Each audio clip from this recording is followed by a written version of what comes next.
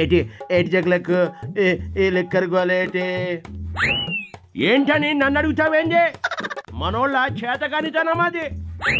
అదేటి అలాగంటో? నువ్వు చెప్పినట్లే కదా మనోళ్ళు చేసింది. మనోళ్ళని పావల నొక్కండ్రా అంటే 3 ముప్పావల నొక్కినారు. ఇప్పుడు దొరికిపోయినారు. ఒక్కొక్కరిని బొక్కలో వేస్తా ఉన్నారు. ఏదో కొంచెం కక్కుర్తి పడ్డారులే. అయినా నీకు కూడా కమిషన్ వెళ్ళిందటగా. ఎవడా కూత కూసిన ఎదవా? మన ఎదవలు అంతా అదే అంటున్నారులే. నా దగ్గరికి వచ్చి గోల పెడతా ఉన్నారు. ఒక్కొక్కడికి కోసి కారం పెడతా నా దగ్గరికి వస్తే. నా దగ్గరకు వచ్చి కుయ్యమనా కూతలు. అదేంటి కొత్త డైలాగ్ వచ్చింది? నువ్వు రెగ్యులర్గా చెప్పే డైలాగ్ మిస్ అయిందే. ఎప్పటికప్పుడు అప్డేట్ అవ్వాలి కదా మరి. అందుకే బట్టలు వడదీసే డైలాగ్ని హోల్డ్లో పెట్టినలే. అదేమో తెలియదులే కానీ మనోళ్ళంతా కోపంతో ఉన్నారు. నీ ప్యాలెస్ పైన దండయాత్ర చేసేలా ఉన్నారు వాళ్ళ మాటలు వింటుంటే. వాళ్ళు అంటున్నారా, నువ్వే ఉసికొలుపుతా ఉన్నావా? అయ్యో అదేంటి నన్ను అపార్థం చేసుకోకు జగ్లక్. నేను నీకు నమ్మిన బంటును. నమ్మిన బంటు అంటే నవ్వుతూ పవన్ కళ్యాణ్ చేతులు బిస్కడమా అని అడుగుతా ఉన్నా. అబ్బా నువ్వేటి అదే మైండ్లో పెట్టుకున్నావు? అది మైండ్లో నుండి తీసేయి. ఒక్కసారి నా మైండ్లో పడిందంటే అది చెరగని ముద్రలా అలాగే ఉండిపోతుంది లోపల. అదేంటది అలాగుంటుంది ఏంటి? సరేలే అది వదిలే జగలక్. ఇప్పుడు ఈ లిక్కర్ స్కామ్ పెద్ద తలనొప్పిగా మారింది. అందరూ నీ మీదే ఫోకస్ చేస్తున్నారు మీడియాలో. ఆ పచ్చ బ్యాచ్కి అలా చెయ్యకపోతే బ్రతుకులేదులే. నేనైతే దేనికి భయపడను. ఏమో నాకైతే భయంగా ఉన్నది. ఆ కసిరెడ్డి శ్రీధర్ రెడ్డి మన కొంప ముంచినారు. అసలు కసాయి రెడ్డి పనే ఇదంతా.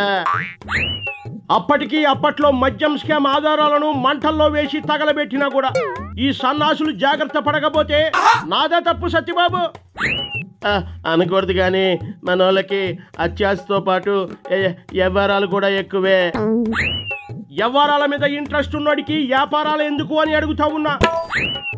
అందరూ నీలా నాలా వ్యాపారాలే చూసుకోరుగా జగలక్.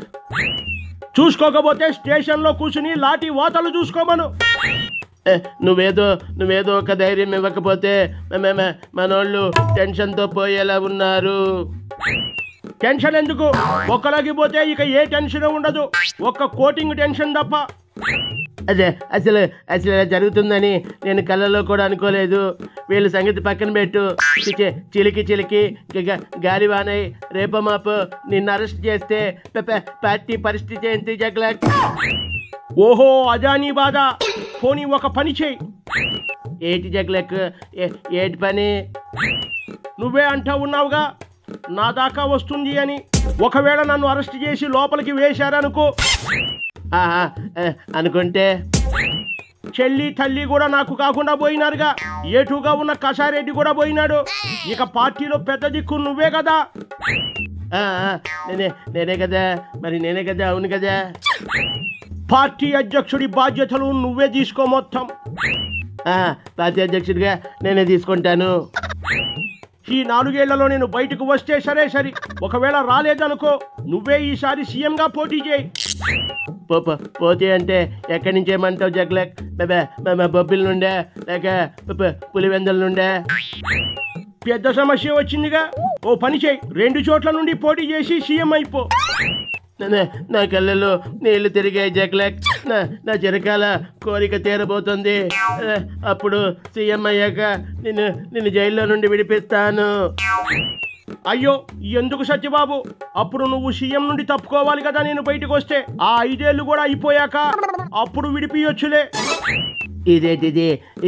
ఇదేదో తేడాగా ఉందే. తేడా కాదు, నీ మనసులో మాట బయట పెట్టడానికే ఇలా అన్నా. అమ్మో ఎంత నమ్మక ద్రోహం, ఎంత మోసం, ఎంత దగా, ఎంత కుట్ర. లేదు నేను నీ నమ్మిన బంటును. నువ్వు అన్నది నిజం అనుకుని అలా అన్నాలే. ఏం మాట్లాడుతూ ఉన్నావు? నిజాలు ఏనాడైనా నేను మాట్లాడినానా నువ్వు నమ్మడానికి?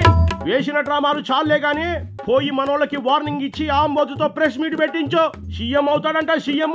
నాకే దిక్కులేదు ఇక్కడ. పో